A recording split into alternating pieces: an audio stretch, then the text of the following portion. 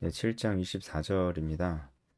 예수님께서 일어나셔서 거기를 떠나 두로 지방으로 가셨습니다. 그래서 한 집에 들어가서 아무도 모르게 하시려 하나 숨길 수 없더라 이렇게 나오는데요. 어, 예수님께서 이 두로 지역에 가셨다고 나오는데 이 두로는 갈릴리 북쪽 지중해 동쪽 해안에 있고 베니게의 수도입니다. 베니게의 수도예요. 어, 여기는 일단 유대 땅이 아니고 이방 땅입니다. 이방 땅이어서 이 예수님께 간청하는 이 여인도 이방인이라는 걸 알 수 있어요. 예수님께서 지금 이방 땅으로 가신 것입니다. 왜냐면은 이 24절에도 보면 알 수 있지만 예수님이 아무도 모르게 하시려고 했다고 나와요. 그러니까 지금 갈릴리 지역은 특히 예수님을 알아보는 사람들이 너무 많아서 예수님이 그 자리를 피하시고 에, 알아보는 사람이 적은 이방 땅으로 가신 거를 알 수가 있어요. 그래서 이제 아무도 모르게 하시려고 갔다. 그리고 이제 많이 돌아다니지 않으시고 이제 사역을 그러니까 병든 자를 치유하시고 귀신을 내쫓는 일도 많이 안 하셨음을 우리가 좀 유추해 볼 수가 있는 것이죠. 예수님께서 왜 이렇게 하셨을까?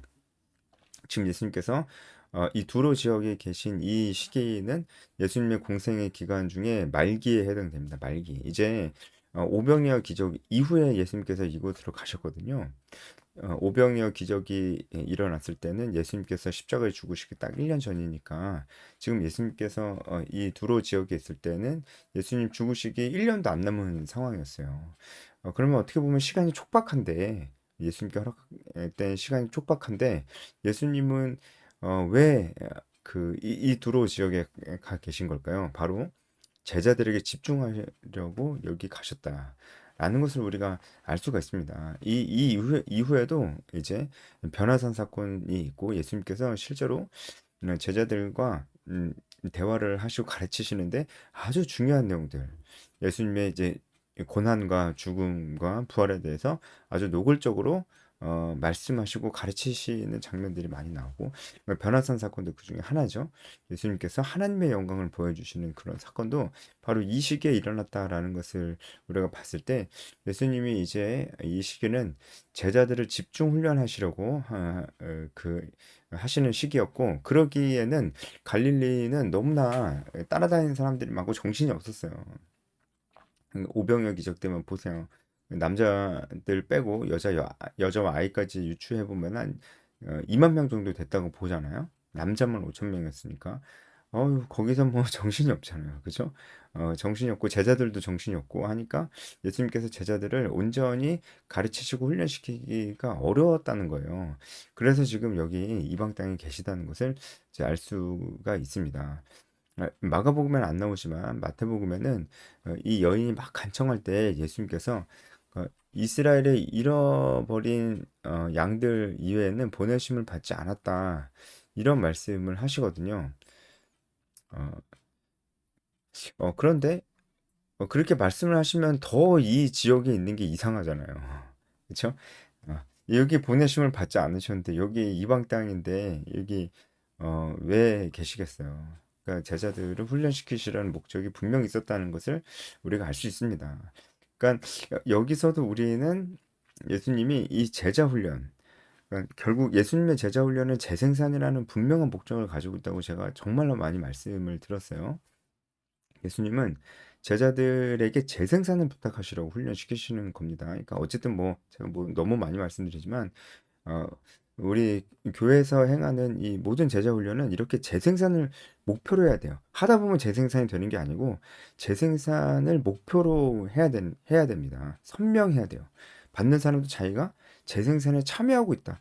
내가 이제 리더가 되려고 지금 배우고 있다라는 분명한 인식을 갖는 그런 훈련이 있어야 되는데 왜냐하면 예수님이 이것을 굉장히 중요하게 여기셨기 때문이라는 겁니다. 이 구절을 봐도 우리가 알 수 있다는 것입니다. 예수님께서 아무도 모르게 하시려고 그렇게 했는데 어떤 여인이 찾아왔죠. 25절에 귀신 들린 어린 딸을 둔 한 여자가 예수의 소문을 듣고 와서 그 발 아래 엎드렸습니다. 그러니까 이 얘기는 이 두로 지역에도 예수님의 소문이 이미 나 있다라는 것을 알 수가 있죠. 두로 지역에 예수님의 소문이 났다고 해도 이 두로 사람들이 음, 예수님을 그렇게 대단하게 보지 않았을 수도 있어요. 그렇게 대단한 게 보지. 이 당시에는 뭐 이제 뭐 귀신 내쫓는 사람들이 또 있었어요. 여러분 이제 사도행전 보면 알지만 이 귀신 들린 자도 귀신을 내쫓습니다. 그럼 뭐 이제 그런 그 마술사들도 나오잖아요. 이제 사도행전 보면 그렇기 때문에 뭐 그런 사람들도 있었기 때문에 예수님이 귀신 내쫓고 뭐 사람을 치유하고 이런 부분들이 어쨌든 뭐 이거 일반적인 일은 아니기 때문에 이 두로 지역까지 소문이 퍼졌지만 그 소문을 듣고 두로 사람들의 반응은 그냥 시덥지 않았다는 것을 알 수가 있어요. 왜냐면은 만약에 이 두로 지역에도 사람들이 예수님을 뭐 구름대처럼 따라다닌다면 예수님께서 두로 지역에 안 오셨겠죠? 그러려면 그냥 갈릴리에 있었겠죠. 두로 지역에 안 오셨을 거예요. 근데 두로 지역에 오셨다는 것은 여기에 소문이 많이 퍼졌지만 그 이 소문에 두로 지역 사람들은 반응하지 않았다라는 것을 알 수가 있습니다. 그것은 이제 이 지역 사람들이 이방인들이기도 하지만 복음이 이곳까지 전해졌는데 이 사람들은 전혀 관심이 없었다라는 것도 알 수가 있어요. 물론 이제 갈릴리 사람들도 예수님을 많이 따라다녔지만 복음에 반응한 것이라기보다는 그들은 예수님을 정치적 메시아로 보거나 아니면은 자기가 그냥 치유받고 싶어서 따라다녔다는 그런 것을 알 수가 있죠. 그냥 자기 이기적인 목적으로 예수님을 따라다니는 사람들, 그리고 정치적 메시아로서 예수님을 왕 삼으려고 했다고 나오잖아요. 갈릴리 사람들이. 그래서 이제 갈릴리 지역에서는 예수님을 많이 따라다녔다. 그냥 그다 부질없는 거죠, 뭐. 복음에 반응하지 않는 두로 사람들이나 예수님이 진짜 메시아고 그리스도여서 예수님을 따라다니고 하나님 나라와 의를 위해서 따라다니는 게 아니라 그냥 자신의 유익을 위해서 혹은 이제 정치적인 어떤 그 해방을 위해서 예수님을 따라다닌다면은 복음에 반응하지 않는 두로 사람들과 별로 다를 게 없는 거예요. 예. 그래서 이제 결국은 이 복음에 진짜 반응한 사람은 얼마 없었다. 이 두로 지역에서 이 복음에 진짜 반응하는 사람이 얼마 없었는데 그 중에 한 명이 바로 이 여인이었습니다. 수로보니 여인으로 알려진 바로 이 여인이었습니다. 딸이 귀신 들렸는데 예수님의 소문을 들은 거예요. 이 여인이. 그래서 이제 얼른 예수님을 찾아 수소문해서 예수님을 찾았겠죠. 얼마나 그 마음이 얼마나 간절하고 얼마나 열심히 찾아다녔겠어요. 이때 사람 찾는 게 쉽지 않았을 텐데 특히 이 두로 지역은 이제 그 사람들이 많이 사는 지역이니까 제가 이제 앞서 말씀드렸듯이 이 두로는 이 베네게의 그 수도였으니까 뭐 사람이 많았겠죠. 음. 그래 얼마나 예수님 찾기가 어려웠겠어요. 그런데 아주 정말 간절한 마음으로 정말 딸이 그러다니까 얼마나 마음이 속상하고 마음이 얼마나 무너졌겠어요. 이 엄마가.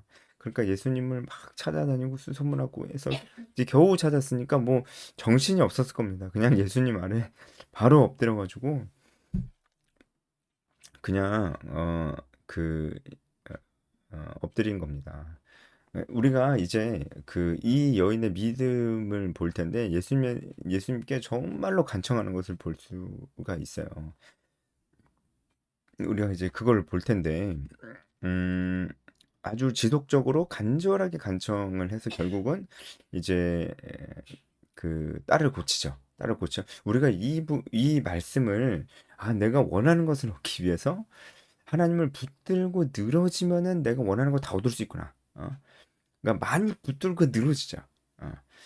이게 뭐 완전 틀린 거라고는 볼 수가 없습니다. 완전 틀린 거라고는 볼 수는 없지만 그렇게만 보면은 아주 문제가 많죠. 문제가 있죠. 그러면은 우리가 그 하나님 앞에 기도하는 게 내가 얻고자 하는 것을 얻으려고 기도하는 거죠. 아무리 열심히 기도해도 그게 무슨 의미가 있겠어요? 그럼 안 주시면요. 안 주시면 어떡하려고? 그럼 꼭 주셔야 돼요? 그러면은 하나님의 주권이 없는 거죠. 나한테 반드시 주셔야 된다. 내가 이렇게 열심히 하는데 안 주시면 절대로 안 된다. 그럼 누가 주인입니까? 주인이 누구예요? 주인이 놔줘. 그렇게 말할 수 없죠. 안 주실 수 있으면 안 주셔도 아무 문제가 안 됩니다. 하나님이 뭐 내가 간절하게 구하는 거 만약에 수로보니게 딸을 안 고쳐 주셨다. 전혀 문제가 없어요. 그 고쳐 주실지 안 고쳐 주실지는 하나님이 결정하시는 거지. 아니 어떻게 이렇게 간청하는데 고쳐 주시지 않냐. 아, 정말 정말 못됐다. 아, 정말 나쁘다. 이렇게 얘기할 수가 없는 것입니다. 그건 하나님의 주권에 달려 있는 것이기 때문에 그렇습니다. 우리가 이제 그렇게 보는 건 그러니까 이 우리가 하나님께 받은 은혜를 전혀 모르고 하나님께 은혜를 받아놓고서 안 받았으면 또 몰라.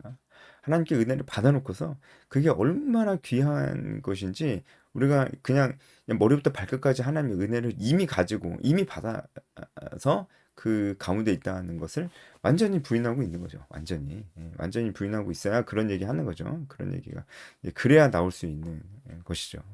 그래서 이제 그런 것들이 아주 이제 안타깝습니다.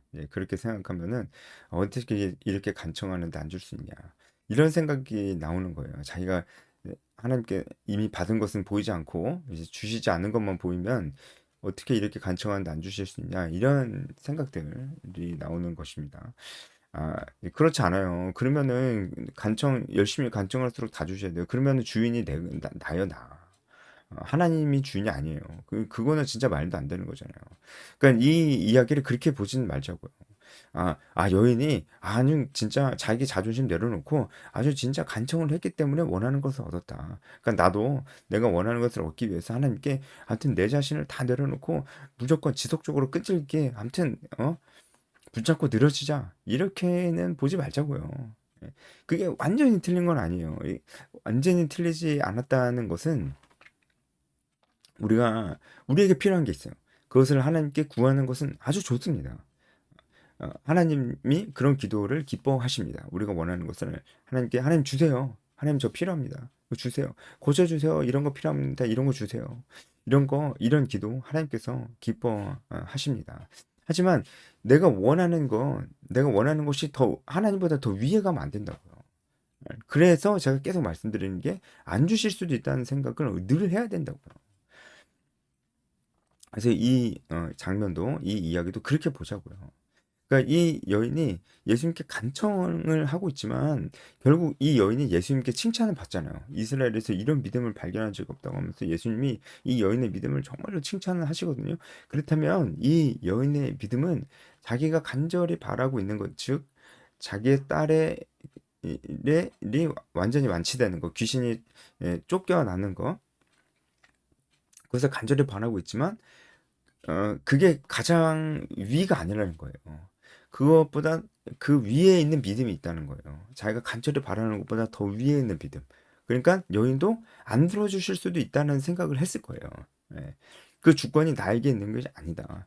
그 주권이 내가 아무리 열심히 간청해도 그 주권이 나에게 있는 게 아니다. 그 주권은 바로 이 자리에 있는 예수님, 이 예수님께 있다. 이렇게 여인도 분명히 그렇게 알고 있었을 겁니다. 아, 이제 그렇기 때문에 예수님 앞에 그 믿음을 칭찬받을 수가 있었던 것이죠. 여러분 뭐 그 예수님을 따라다녔던 사람들이 다 예수님께 간절히 간청을 했었죠. 이제 오병이어 기적 때만 보더라도 예수님이 무리들을 피해서 이제 배 타고 이제 가시는데 배보다 더 빨리 사람들이 도보로 막 가가지고 예수님 막 붙들고 있잖아요. 그런 장면들을 봤을 때 우리가 그렇습니다. 그렇습니다. 그래서 우리가 이런 이야기들 중풍병자 이야기도 이거 비슷한 맥락인데 이런 믿음으로 인해서 야이로의 딸도 그렇고 이런 믿음으로 인해서 칭찬받는 자들은 자기들이 간절히 원하는 거 혈루증을 앓던 여인도 그렇고 자기들이 간절히 원하는 그런 어떤 질병의 치유, 귀신이 쫓겨나는 거 이런 것보다 더 위에 있는 믿음이 있었다는 것을 우리가 알아야 돼요. 예수님께 칭찬을 받은 믿음들은 그들이 자기가 원하는 것을 얻기 위해서 예수님을 예수님께 간청한 게 아니라는 겁니다. 자기가 원하는 것도 있었지만 그것보다 더 중요한 것은 예수님이 어떤 분인지를 알았다는 거예요. 이게 지금 제일 중요합니다. 그래서 이 여인도 예수님이 어떤 분인지를 알았어요. 그러니까 지금 마가복음에 생략이 돼 있는데 마태복음에는 이 여인이 분명히 이렇게 얘기합니다. 주 다윗의 자손이라고 얘기를 합니다. 그러니까 이 여인은 정말로 올바른 믿음을 가지고 있었어요. 예수님이 누군지 알았어요. 그리고 주여라고 얘기를 하잖아요. 28절에 주여라고 얘기를 하잖아요. 이것도 그냥 한 얘기가 아닙니다. 이것도 예수님 메시아라는 것을 알고 이 여인이 이방인인데 어떻게 알게 됐는지 모르겠어요. 그런데 이 여인은 분명히 알고 그리고 올바로 알고 있었고 올바로 믿고 있었다. 아, 그래서 간청하러 온 것이다. 라는 것을 우리가 알 수가 있습니다. 이 여인은 예수님이 메시아시라는 것을 알고 다윗의 자손이라는 것도 알고 그래서 간청하러 온 것이지만 자기가 정말로 원하는 게 있었고 그것을 또 간절히 원하지만 안 들어주실 수도 있다. 왜냐하면 이 여인에게 있어서 자기가 원하는 것보다 예수님이 메시아고 그리스도라는 그 믿음이 더 컸기 때문에 안 들어주실 수도 있다는 생각을 했을 거예요. 하지만 하나님이 또 어떤 분이신지를 아니까 내 기도를 분명히 들어주실 것이다라는 믿음도 있었을 겁니다. 그러니까 우리가 이 믿음을 본받아야 됩니다. 그죠? 안 들어주실 수 있어요. 우리가 열심히 이 여인보다 더 열심히 자존심 내려놓고 간청한다고 들어주시는 거 아닙니다. 안 들어주신다고 하나님이 당연한 얘기지만 하나님 나쁠 수 없습니다. 하지만 또 우리가 이렇게 우리가 원하는 것을 하나님께 구하는 것은 또 필요한 부분입니다. 그래서 이 여인은 정말 끈질기게 예수님께 이렇게 간청을 했어요. 26절에 보면 이 여인이 수로보니게 족속이라고 나오는데 우리가 보통 수로보니게 여인 이러잖아요. 그래서 이름이 수로보니게라고 알고 있는 사람도 있어요. 제가 예전에 그랬는데 수로보니게는 여기 나오듯이 이름이 아니고 이 그 수로보니게라는 지역에 살고 있는 여인입니다. 이 여인의 이름은 나오지 않은 거예요. 살고 있는 곳만 나오는 건데 수로보니게 수로 플러스 보니게인데 그러니까 이것은 이제 어, 어, 이거 어, 이것은 그 수로에 속한 보니게 지역입니다. 그래서 이제 이 수로는 시리아입니다. 시리아에 속한 보니게 지역에 사는 그런 여자입니다. 시리아에 속한 보니게 지역 출신이라는 거죠. 음. 이 여인의 이름은 나오지 않는 것입니다. 27절에 이제 예수님이 이 여인에게 대답을 하시는데 마태복음에는 조금 더 이 여인과 예수님과 나온 대화가 조금 더 나와 있습니다. 어, 마태복음에 보면은 이 여자가 예수님 옆에서 계속 딸을 고쳐달라고 간구하지만 예수님이 말씀을 안 하세요. 이때 제자들이 이 여자의 소원을 좀 들어주면 어떠냐. 예수님께 그렇게 요청을 해서 그때 예수님이 나는 이스라엘의 잃어버린 양 이외에는 다른 데 보내심을 받지 않았다. 이렇게 말씀을 하시거든요. 그런데도 예수님께서 결국은 이 여인을 고쳐주시죠. 어, 예수님께서 굉장히 여자가 들었을 때 자존심 상할 만한 말을 27절에 하시죠. 떡을 취해서 개들에게 던지면 마땅하지 않다. 굉장히 자존심 상할 얘기인데 여인은 굴하지 않고 올소이다 마는 상 아래 개들도 어린아이들이 먹던 부스러기를 먹는다. 이렇게 얘기를 하면서 그 믿음을 보여줍니다. 아니 예수님이 왜 이렇게 매정하게 좀 이렇게 말씀을 하셨을까요? 예수님은 아마도 이 여인의 믿음을 이미 알고 계셨을 거예요. 근데 예수님께서는 지금 제자 훈련 기간이잖아요. 그렇기 때문에 예수님께서는 지금 이 사건도 제자들에게 보여지고 제자들이 이 사건 통해서 배우고 깨닫게 되기를 바라셨을 것입니다. 물론 이 여인을 너무 사랑하시는 마음도 있지만 제자들을 가르치시고 훈련시키시는 목적도 분명히 있었을 거라 봐요. 자, 어떤 거냐면은 이방인에게도 이제 복음이 흘러간다. 그들에게도 구원받을 만한 믿음이 생길 수 있다는 것을 예수님께서 보여주시고 싶으셨던 것 같다. 이겁니다. 그래서 예수님이 이 여인의 믿음을 시험하신 거기도 하고 이 여인의 믿음이 얼마나 큰 것인지 더 드러내 보이시려고 이렇게 자존심 상할 만한 말씀을 하시는 것이다. 그러니까 예수님이 이렇게 자존심을 상할 만한 말을 했음에도 이 여인의 믿음이 꺾이지 않았잖아요. 그래서 예수님이 이런 말씀을 하심으로 여인의 믿음이 더 빛났다고요. 이 여인의 믿음을 빛나게 하시려고 예수님이 이런 말씀을 하셨을 수 있다는 겁니다. 왜 그랬는가? 이 제자들에게 보여주시려고.